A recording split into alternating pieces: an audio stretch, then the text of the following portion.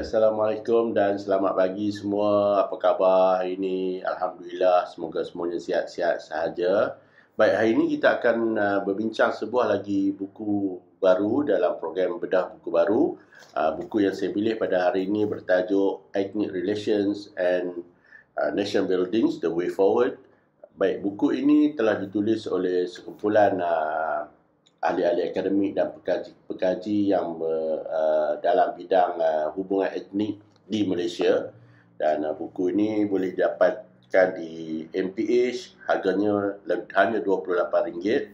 Dan apakah yang terkandung dalam buku ini? Buku ini setebal 263 muka surat. Buku ini mengandungi beberapa bab, secara khususnya ada 13 bab, dan 13 bab ini telah dibahagikan kepada 3 bahagian. Bahagian pertama, In Search of National Identity, perbincangan berkaitan dengan identiti nasional. Yang keduanya, Ethnic Identity of Minorities, ataupun perbincangan berkaitan dengan identiti etnik golongan minoriti di Malaysia. Yang ketiganya adalah berkaitan dengan National Integration, integrasi nasional dalam konteks masyarakat Malaysia. Baik, menarik kalau kita lihat buku ini, daripada 13 tajuk itu meliputi hampir berbagai aspek kehidupan masyarakat pelbagai etnik di negara kita. Daripada social identitinya, daripada social capitalnya, daripada konsep Islam hadari dan hubungan etnik di Malaysia, kemudian berkaitan dengan hubungan etnik di universiti, kemudian berkaitan dengan juga satu perbandingan antara hubungan etnik di Malaysia dan juga di Burma.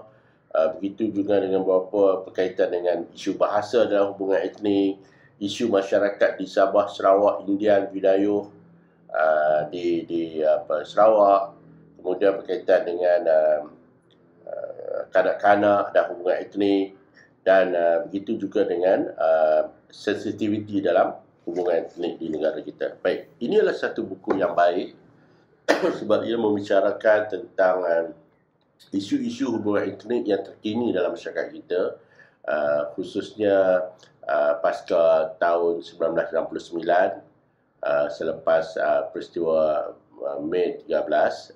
Buku ini membicarakan soal the current ataupun keadaan semasa masyarakat kita yang pelbagai etnik. Menariknya di Malaysia ni, kita adalah sebuah negara yang mewarisi kemajmukan hasil daripada aktiviti-aktiviti dan dasar yang dilakukan oleh penjajah pada abad yang ke-18 dan ke-19. Dan hasil daripada aktiviti dan dasar itu, kita mewarisi satu masyarakat yang plural ataupun majmuk di negara kita. Dan ketika merdeka, apabila kita berunding untuk mencapai kemerdekaan, kita juga melibatkan semua kaum dan semua kumpulan etnik.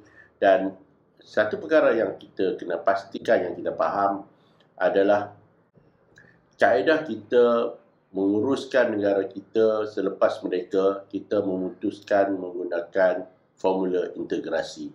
Ini sangat berbeza dengan negara Indonesia yang memilih asimilasi. Begitu juga dengan negara Thailand dan juga negara Singapura yang memilih amalgamasi. Malaysia memilih konsep integrasi, di mana integrasi ini mengandungi 5 strategi: akomodasi, akulturasi, amalgamasi, asimilasi dan juga segregasi.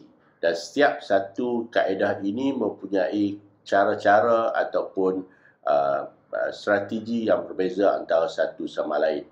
Jadi integrasi yang kita pilih ini adalah satu kaedah yang bising, kaedah yang noisy approach dalam masyarakat kita, kerana integrasi menuntut kita berunding, berbincang, berdebat, saling memohon, meminta, menuntut. Jadi itu adalah formula integrasi. Jadi mana-mana negara di dunia, kalau ingin mengamalkan formula integrasi, maka negara itu akan seperti Malaysia, sentiasa bising dengan tuntutan-tuntutan, sentiasa bising dengan rundingan-rundingan, sentiasa bising dengan berbagai isu-isu kaum dan sebagainya. Tetapi bagi negara-negara yang memilih asimilasi misalnya di Indonesia, mereka tidak menghadapi isu-isu yang sama seperti Malaysia kerana mereka memilih asimilasi. Baik, perkara itu ada dibincangkan dalam buku ini dan pada saya dalam kita cuba untuk memahami bagaimanakah masyarakat kita berkembang sejak merdeka 60 tahun, 63 tahun yang lalu, formula yang kita gunakan adalah formula integrasi. Dan ramai pengkaji mengatakan bahawa formula ini adalah formula yang baik kerana semua kumpulan masyarakat, kumpulan etnik diberi peluang untuk mengekalkan identiti etnik masing-masing, tapi pada masa yang sama menjiwai rasa negara bangsa ataupun rasa kesepunyaan. Sebab itu kalau kita lihat, perlembagaan kita adalah perlembagaan yang sangat integrasi sifatnya. Perkara 3 misalnya berkaitan dengan agama Islam sebagai agama resmi, tetapi agama-agama lain juga boleh diamalkan di mana-mana bahagian di negara kita.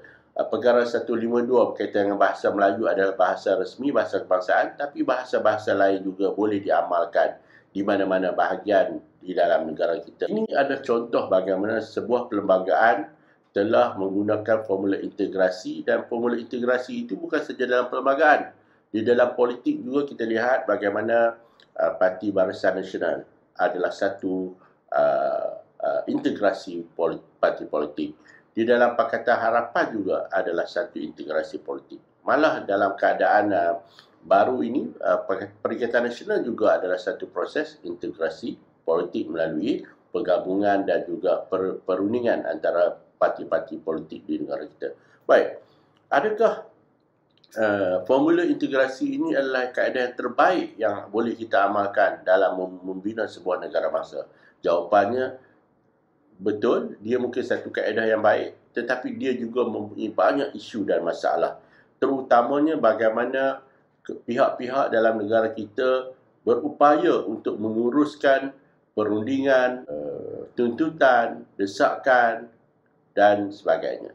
Sebab itu dalam sebuah negara seperti Malaysia, sebuah negara yang mengamalkan integrasi sebagai formula untuk menguruskan negara bangsanya, kita akan dapati bahawa apabila sesebuah kerajaan itu dalam keadaan yang tidak kuat, apabila pemerintah berada dalam keadaan tidak stabil, perundingan-perundingan yang dilaksanakan itu tidak begitu memberi manfaat kepada masyarakat terbanyak, tetapi lebih kepada perkara-perkara yang boleh memberi kelebihan ataupun keuntungan kepada pihak yang berunding.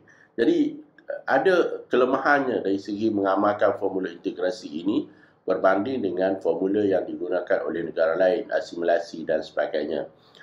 Pada masa yang sama juga, asimilasi yang diamalkan di negara-negara lain juga tidaklah bermaksud sepenuhnya sempurna, sebab asimilasi ini menafikan hak dan juga keinginan bangsa-bangsa minoriti untuk mengekalkan bahasa ibunda mereka, dari segi amalan budaya dan sebagainya. Jadi, apa juga kaedah yang kita pilih, sama ada integrasi, asimilasi, amalgamasi, dia akan mempunyai kelemahan dan kekurangan, dan pada masa yang sama juga dia mempunyai kelebihan dan kekuatan masing-masing. Jadi, buku-buku seperti ini dan tentunya buku ini membincangkan perkara-perkara ini secara detail dan kita boleh memahami bagaimana proses ini diamalkan di negara kita. Dan buku ini adalah satu buku yang pada saya boleh dibaca untuk menambahkan pemahaman, untuk menambahkan pengetahuan kita tentang pengurusan sebuah negara seperti Malaysia yang mengamalkan proses integrasi dalam menguruskan masyarakatnya yang berbilang bangsa dan berbilang budaya. So, ya, itu saja untuk hari ini. Semoga buku seperti ini akan terus dikeluarkan oleh penulis-penulis di negara kita supaya rakyat dapat membaca dan dapat mengambil ilmu-ilmu yang dikongsikan itu dan sedikit sebanyak dapat memahami bagaimanakah pembentukan sebuah negara bangsa itu dibentuk dalam sebuah masyarakat majmuk seperti Malaysia. So, jumpa lagi. Terima kasih.